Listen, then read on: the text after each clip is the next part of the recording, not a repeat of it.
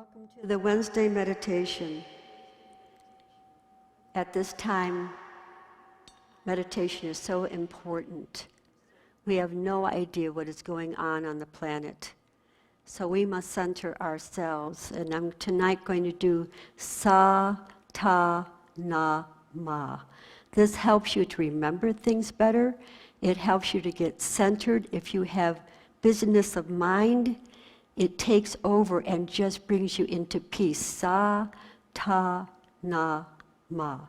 And we're not going to do it for 12 minutes tonight, but every morning or at night before you go to bed, if you did 12 minutes of Sa, Ta, Na, Ma. And I'll be singing it with the notes that you can do, and you can actually get a copy of this chant. It's on the internet. You could actually do it on the internet with people. So, Sa means the beginning, infinity. Ta is life, creativity. Na is change and a transformation of consciousness. Ma is rebirth, resurrection. And feel the energy come in through the crown. Each time you say Sa, it comes through the crown and out through the third eye. Na, same thing. So we're going to start.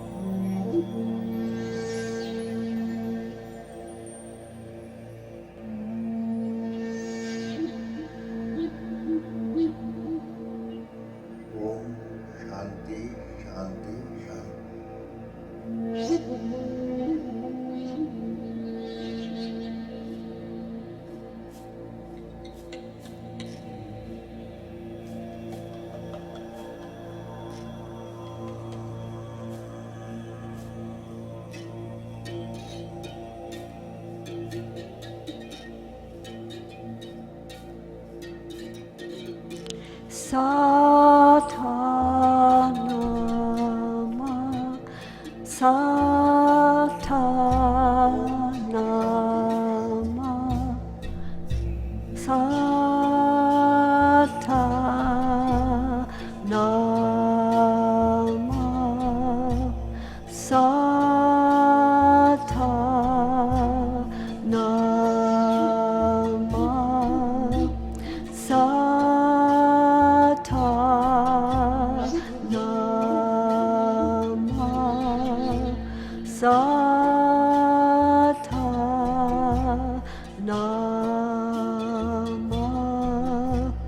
Sa, ta, na, ma. Sa, ta, na, ma. Sa, ta, na, ma. Sa, ta, na, ma.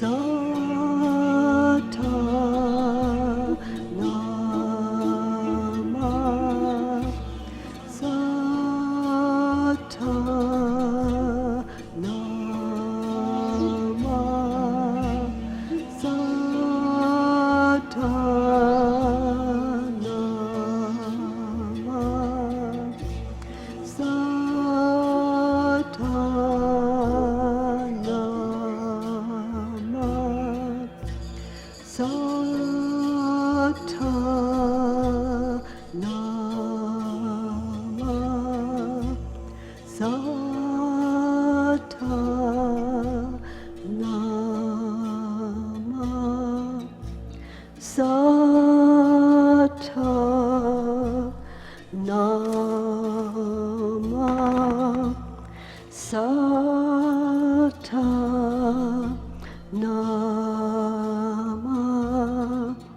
Sata Nama Sata Nama.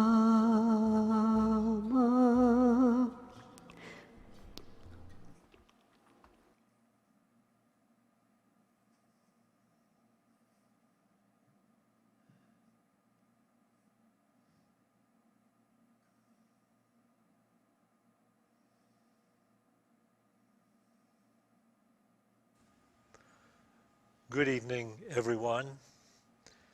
I'll begin this evening by sharing some announcements so that we can remain in communication with all of you, which is what our goal is now that we're dealing with the restrictions we have, which is that we can't allow people to attend our services. But this is what we are doing. We're having coffee with the ministers, the 3 ministers, on Tuesday and Friday at 12 noon. And we're doing that on Zoom. So you can tune into that and share with us and talk to us, and we can remain in beautiful communication. We're also having a fellowship on Zoom after the second service every Sunday. Our services will take place at the same time. On Saturday, Rev.Jack will be doing the 5 p.m. service, Saturday afternoon. On Sunday, I will be conducting the 9 a.m. service, and at 11 a.m., Reverend Cintisha, will be conducting the 11 o'clock service. So we are doing everything we can to continue bringing the spiritual awareness into the lives of those we have been sharing with over the years, and all of those who would come and share in the majesty and the joy of being in the awareness of God. To do this, of course, we require, funds. We have to pay our way in the world. And so I'm asking you to continue to tithe to us in a regular fashion so that we can bring the word of truth, the word of joy, and the word of peace, reminding everyone that it is possible to sustain a consciousness of joy, love, and peace wherever we are, when we do the spiritual practice, when we open up to the presence of the living God. So, on Sunday, last Sunday at 9 a.m., I understand we had a glitch in the live streaming process. So I am going to repeat that service here tonight to the best of my ability. When I do the service at 9 a.m. on Sunday, I actually have videos that I show, and I'm able to put my PowerPoints up on the screen.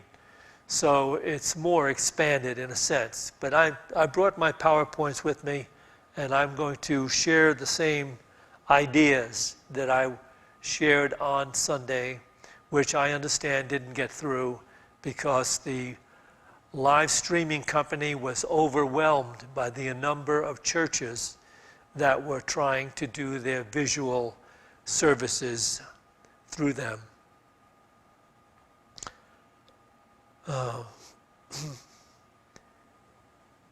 We are all dealing with this coronavirus pandemic, and it seems to have caused a great deal of panic and anxiety throughout the world. People everywhere are in, a terrible, frightened condition, and they don't seem to know how to get around it because they are restricted, many of them, to their homes. And restricted to the things they can do.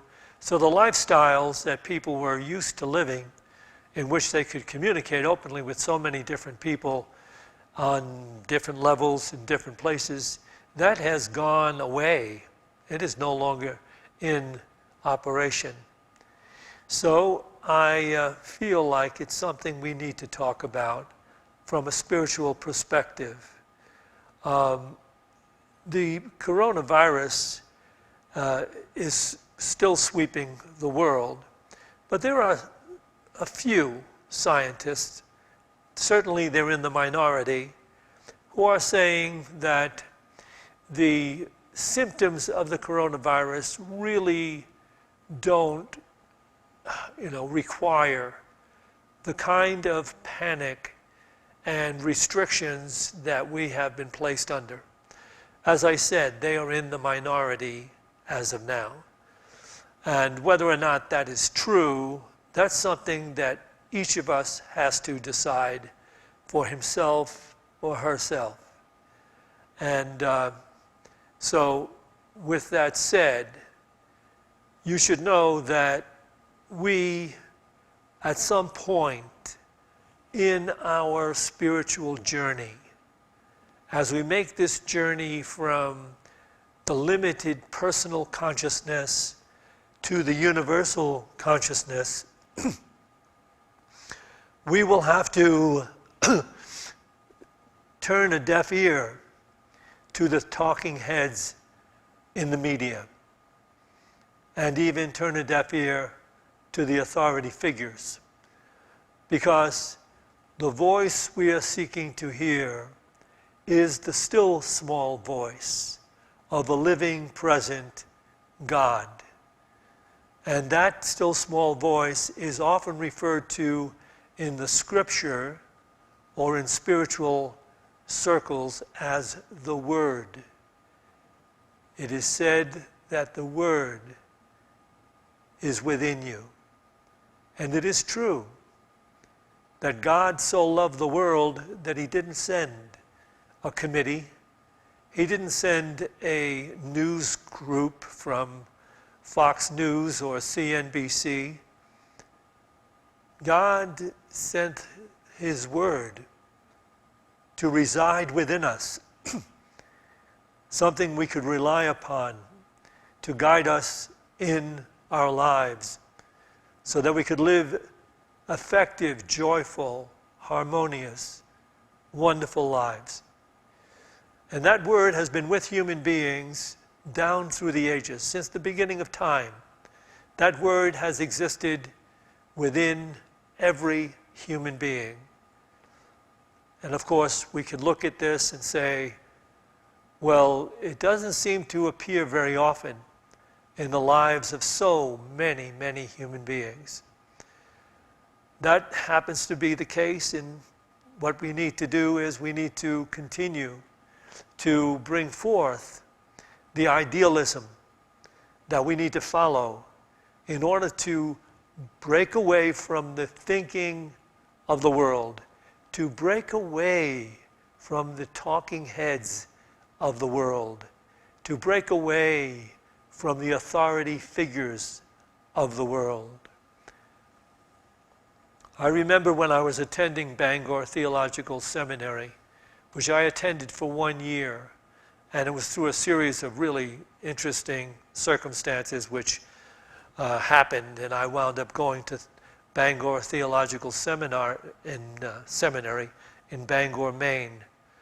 And they would have gatherings where they would have a guest person come to speak to everyone about very seriously spiritual stuff. And they would always introduce this person, giving this long list of PhDs and degrees this person had attained, and all of the awards this person has won, etc., in order to convince us that what this person had to say was going to be of extreme importance. So we would take it in, I suspect. And for the most part, I found them to be very average, ordinary professors. and who, from my perspective, didn't have a great deal of insight into spirituality. They knew religion, upside and inside and outside and upside down, but they did not understand spirituality. And so that is why we, at some point in our process of seeking the truth that will make us free of the anxiety and the panic and the fear and the suffering, it is incumbent upon us then to seek a higher wisdom, which is the Word of God within us. And that is done through the process of spiritual practice. This word is sometimes called the still small voice. Sometimes it's called God consciousness, or Buddha nature, or the divine one in all. It doesn't really matter how we approach it. The fact is that this word has existed down through the ages in human beings, and it exists there for us today. So I'm going to share with you a quote from the Old Testament, from the book of Deuteronomy, which was around long before Jesus was born. But listen to what it has to say. This is the great spiritual leader Moses, his words coming to the people of his time. This is in the book of Deuteronomy, chapter 30, verses 11 to 14. For this commandment which I command you this day is not too hard for you, neither is it far off. It is not in heaven that you should say, who will go up for us to heaven and bring it to us, that we may hear it and do it. Neither is it beyond the sea that you should say, who will go over the sea for us and bring it to us, that we may hear it and do it. But the word is very near you. It is in your mouth and in your heart, that you can hear it and do it. So here's the leader of the Hebrew people speaking thousands of years ago the very same thing I'm saying to you today. Let us not be overly concerned about finding the word outside of ourselves in some academic setting. There's nothing wrong with studying religion and getting involved in academia to whatever degree you feel guided to do that. There's certainly some things that can be gained from that. But if you want to gain insight into the meaning of life, then it is required of you to start to do introspection, meditation, opening up from within to an intelligence that is already there within you. It happens to be your very true nature at the core of your being. And of course, it exists only as potential, unless we decide at some point to get involved in seeking it within. And once we start that journey, we will find such beauty and such peace and love that we will begin to do it earnestly every day. I ask everybody to do it on a daily basis. You don't have to meditate for an entire hour when you get started. You know, you can meditate for even 5 or 10 minutes in the morning before you start your day. Just relax into that beautiful awareness of presence, where you know that you are okay, just the way you are, and that something is there for you to guide you, to expand you, and to heal you. So, beginning meditation every day, doing some introspection at the end of every day, to look into yourself, to see how it is you handled the conditions and circumstances of the day, and see where you might have done it better, and see where you might have, drifted away from doing the thing that your still small voice was guiding you to do. That's the way we find our way into the consciousness divine, or the enlightened level of awareness. Speaking about the enlightened level of awareness, we have modern-day master Eckhart Tolle. And he has very clearly set up a process for personal transformation that opens us to access this divine word within us. And he calls it bringing our attention away from the incessant thinking of the mind and bringing it into an awareness of the now, the here and now, what is before us right here and right now. This may sound like a simple process, but it does take practice, because the incessant thinking of the mind has been with us also from the beginning of time. We are forever trying to figure out from our limited awareness in the past to fix and change and improve the future. And we will discover as we go on in our experience to find out that it doesn't work to bring happiness, harmony, and peace, to try to rely upon the whatever conditions and circumstances we went through in the past that we may have gained some knowledge from, and that we can use to further make the future something more harmonious or peaceful or beautiful. So we must at some point discover that it is not a true form of awakening. The form of awakening, Eckhart Tolle tells us, is to remove our attention, our focused attention day after day after day, thinking through how to gain advantages from the world and what's going on around us, and bring our attention just into the present moment with where we are, doing what we are doing, and being there, not off somewhere in our head. So Eckhart Tolle will speak to the whole idea of saying yes to the conditions and circumstances as they arise in your experience. Now, why would Eckhart Tolle be doing this? Saying, say yes, don't resist, don't fight, don't blame, don't argue with, don't resist the conditions and circumstances you are facing in any given moment.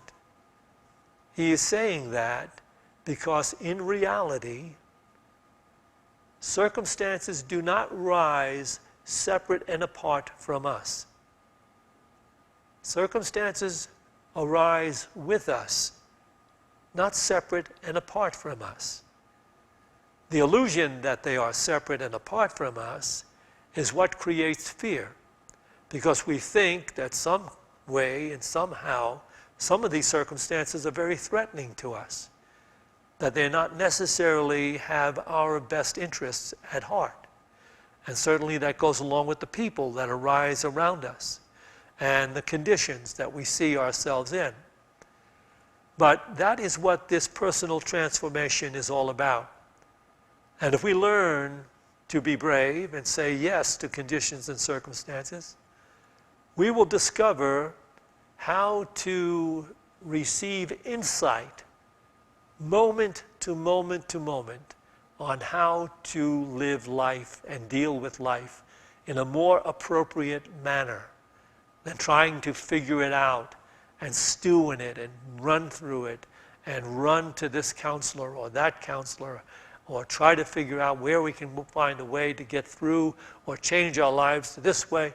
What we really want to do is get free of all the internal resistance to the moment in which we find ourselves. And we can do that by saying yes to the moment, to the here and now. So I'll read to you this particular passage from Eckhart Tolle's book, Stillness Speaks. This is from the book, page 67. When you say yes to the isness of life, when you accept this moment as it is, you can feel a sense of spaciousness within you that is deeply peaceful. The yes to what reveals a dimension of depth within you that is dependent neither on external conditions nor on internal conditions of constantly fluctuating thoughts and emotions. I'll read that to you again. When you say yes to the isness of life, when you accept this moment as it is, you can feel a sense of spaciousness within you that is deeply peaceful.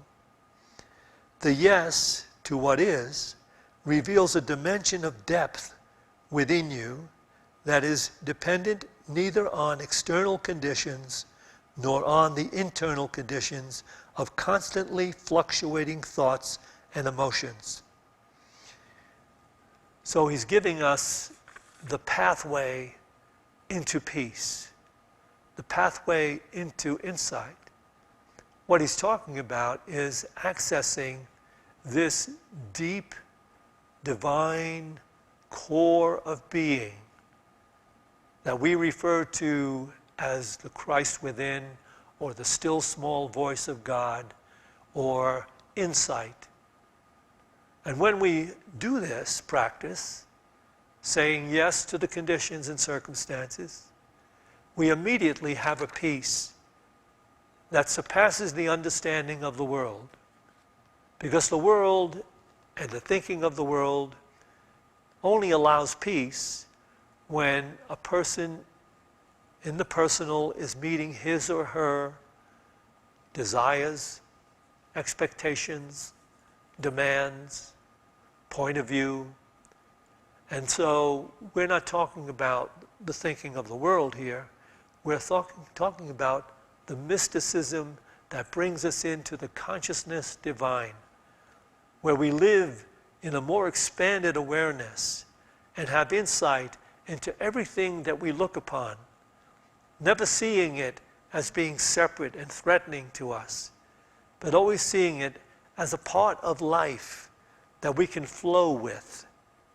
That's what we're learning how to do, to be fearlessly unafraid, to be present in the moment in which we live, and flow with the moment, allowing whatever guidance is needed to come forth in our awareness so that we can establish peace, healing, and harmony, which is the goal of every human being, is it not? Isn't that what we are seeking? So you have, this pathway, and we're going to talk a little bit more about this pathway into the divine consciousness, because we understand that there are those who have preceded us on the journey into the enlightened awareness. And one of those people is Helen Schucman, who was the author of A Course in Miracles. The author, in a sense, that she channeled the Course in Miracles. And in her own words, she claims that she channeled them from Jesus Christ.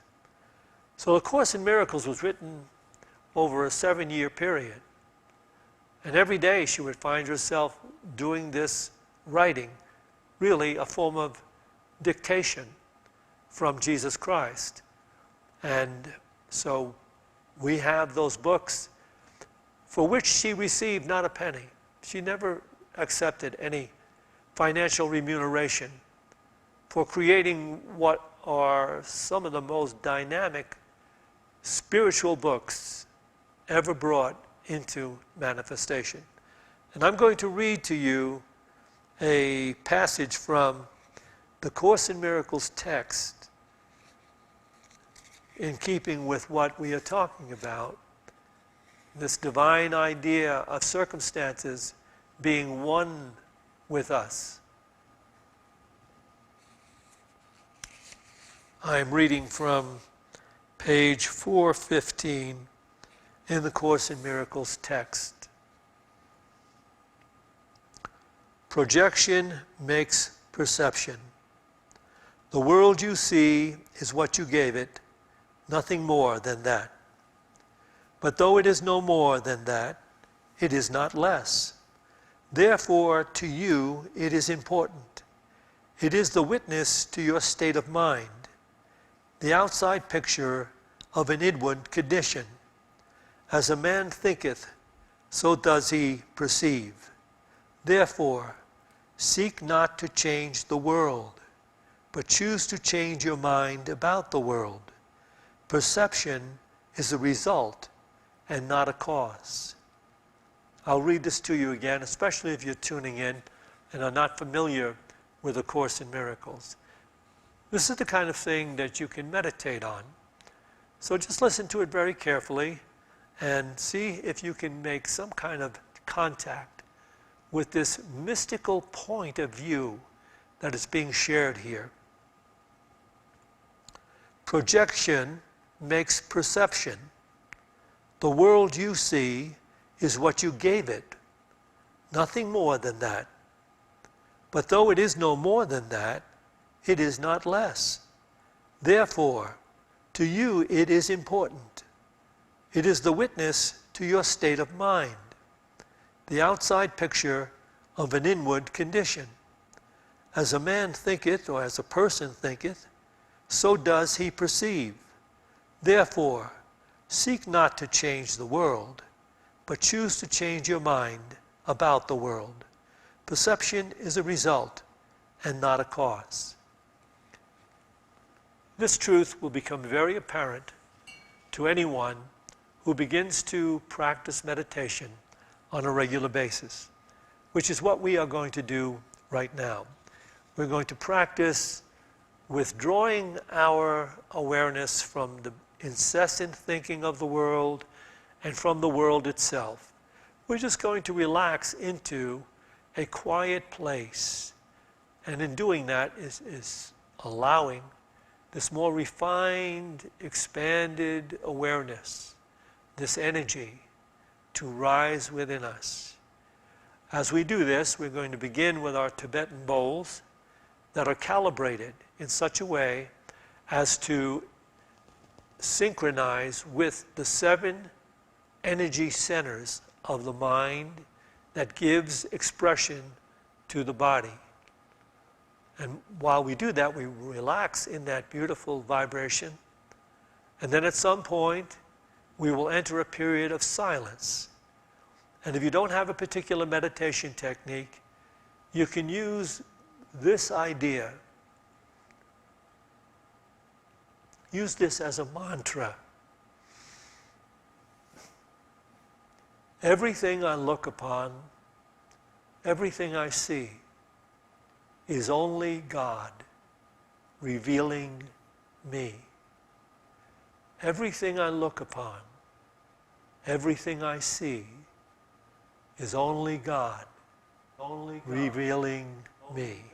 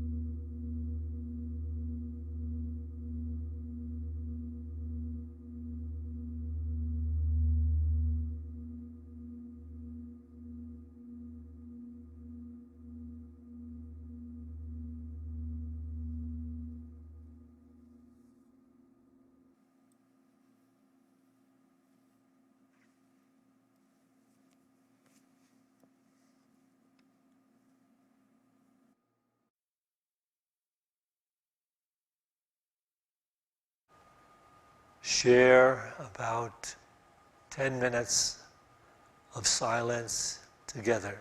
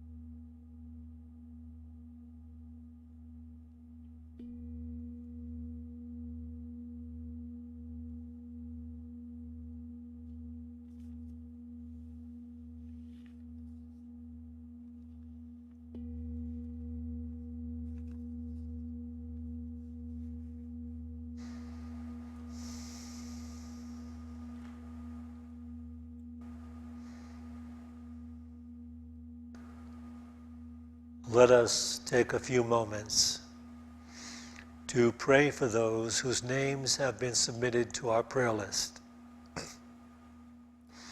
If you know the person whose name is called, you can see them healed physically, mentally, and spiritually.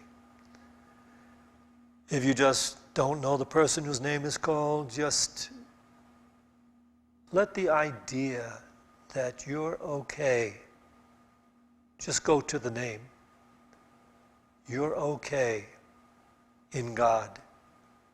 You're okay in God. Kathy Danskin,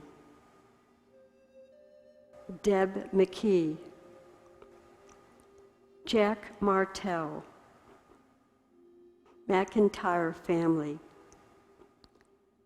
the Wesby family, Francoise Netter, Jessica McNaughton, Dave and Diana Moore, Lorena Martinez, Catherine Keaton, Jackie Frutero, Drew Lally, Mira Morrison, Melinda Niemczyk, Dan James, Dal Bigtree and family, Daniel Rivard, Brandy Gamblin, Lynn, Rob Cross, Kia, Dennis Drake, Sandra, Beverly, Laszlo, Gail Wagoner, Steve Taylor, Sandra Perko, the United States government, Roberta Billingsley, the air, the water, the earth, all of life, the coronavirus patients.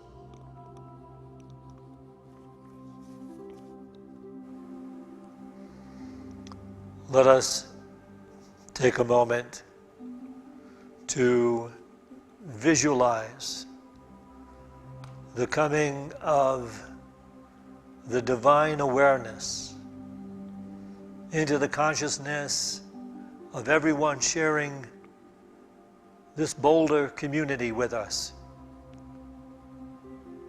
or whatever community you happen to be living in. Just recognizing this divine awareness of compassion, truth, integrity, and love being the priority now in the human experience. And it's spreading to everyone sharing the state of Colorado with us. And moving on, inspiring everyone, sharing these United States with us. And it continuing to inspire and move throughout all of the people on all of the continents of the world. There coming a new consciousness, an opening to the awareness that we are all divine in origin, in the process of becoming divine in expression. And this bringing healing, peace, understanding, and harmony to all relationships on this planet and to all the creatures on this planet and to all of the trees and the forests, to all of the rivers, the oceans, the waterways, everything being raised higher into that beautiful place of divine healing, harmony, and peace.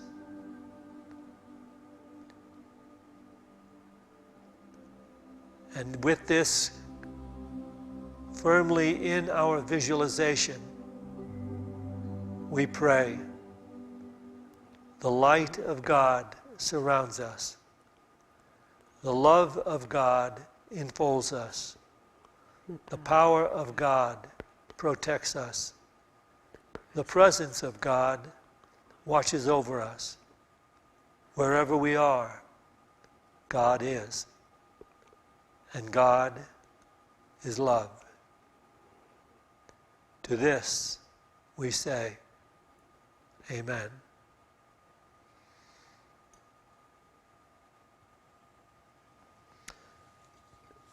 So now we have the opportunity to share together in what is necessary for this work, this Unity of Boulder work and its classes and its lessons to go forth.